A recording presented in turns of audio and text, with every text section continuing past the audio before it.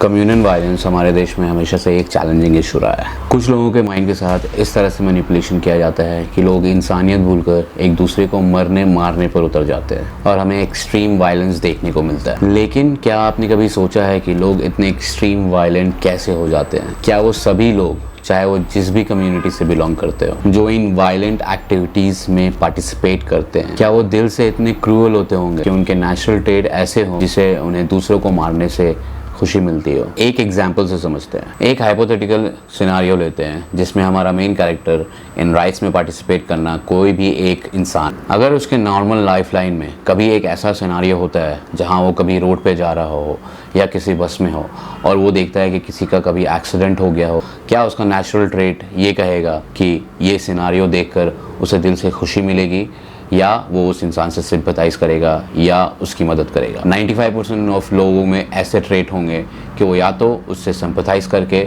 शायद कुछ ना करे या फिर सिंपैथाइज करके जाकर उसे हेल्प भी करे। तो फिर अगर हम इंसान का नेचुरल ट्रेट ऐसे सिंपैथाइज और हेल्प वाले है, तो फिर ऐसी क्या हो जाए कि इन राइट्स, इन वायलेंट एक्टिविटीज के टाइम पर हम अपने नेचुरल ट्रेट को भूलकर ऐसे वायलेंट एक्टिविटीज को अटेम्प्ट करते हैं। बहुत सी स्टडीज में ये पाया गया है कि ऐसे कई सारे सोशल फैक्टर्स है जो ऐसे कम्युनल वायलेंस में कंट्रीब्यूटिंग फैक्टर्स माने जाते हैं। पॉलिटिकल पोलराइजेशन, कुछ ऐसे लोग जिनका अपना एक पर्सनल एजेंडा होता है, वो रिलीजन को एक टूल की तरह इस्तेमाल करते हैं अपना वोट बैंक बनाने के लिए एंड लोगों के बीच अपने लिए एक sense of identity and loyalty create करने के लिए वो पब्लिक के दिल में अपने ओपोनेंट के खिलाफ एक डर बिठाने का काम करते हैं ताकि पब्लिक रियल इश्यूज को भूलकर अपने उस डर से इन्फ्लुएंस होकर उन्हें अपना सेवियर मान ले एंड उन्हें ही वोट करे। इसके लिए वो कई बार इस वायलेंट इवेंट्स को यूज करते हैं एंड ऐसे वायलेंट एक्टिविटीज करने के लिए अपने अपने सपोर्टर्स को प्रोवोक करते हैं। हिस्टोरिकल ग्रीवेंसेस, ये एक ऐसा टूल है जिसमें पास्ट में हुए इवेंट्स को यूज करके डिफरेंट सेक्शन को लोगों को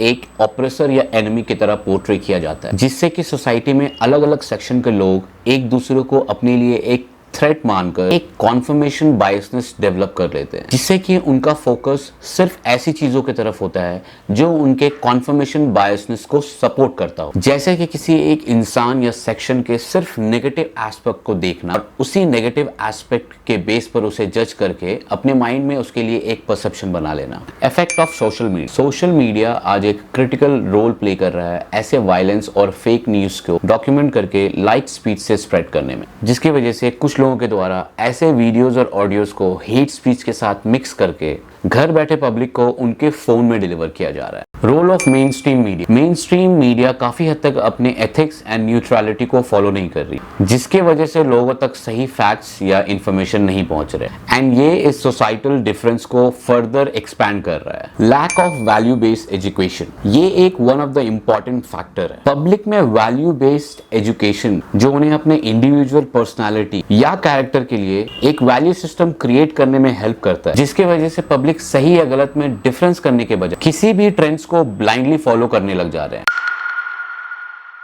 जब भी ऐसे कोई वायलेंट इवेंट्स होते हैं तो पब्लिक और कंट्री को कई सारे नेगेटिव इंपैक्ट एंड लॉसेस का सामना करना पड़ता है, जैसे कि लॉस ऑफ लाइफ्स। इस तरह के राइट्स एंड वायलेंस में ज्यादातर मासूम लोगों की जान जाती है जो इन राइट्स या क्रॉस फायर के बीच फंस कर टारगेट बन जाते हैं। इसकी वजह से उन लोगों के फैमिलीज को कई सारे ट्रॉमा से गुजरना पड़ता है और उनका ह्यूमन राइट्स का वायलेशन होता है। लॉस ऑफ प्रॉपर्टी, गलती किसी की भी हो लेकिन सबसे पहले पब्लिक प्रॉपर्टी को जलाया या तोड़ा जाने लगता है और कुछ केस में तो प्राइवेट प्रॉपर्टीज को भी काफी हद तक डैमेज किया जाता है। साथ ही साथ कुछ एक्सट्रीम केसेस में रिलीजियस प्लेसेस को भी डैमेज किया जाता है। Loss of harmony, in events की वजह से डिफरेंट सेक्शन और कम्युनिटीज के लोगों के बीच में डिफरेंसेस पैदा हो जाती है और एक दूसरे के ट्रस्ट पे इफेक्ट होता है, जिससे कई बार सालों से साथ उठने बैठने वाले लोग भी एक दूसरे से कतराने लगते हैं और दूरी बना लेते हैं और एक दूसरे को खुद से अलग समझने लगते हैं। अब तक हमने डिस्कस किया कि ये क्यों हो रहा है और इसके सोसाइटीज पे इम्पैक्ट क्या है, लेकिन कुछ लोग इसे कैसे करवा पाते और लोग इस हद तक मैनिपुलेट कैसे हो जाते, आइए उसके पीछे की स्टडी को समझते।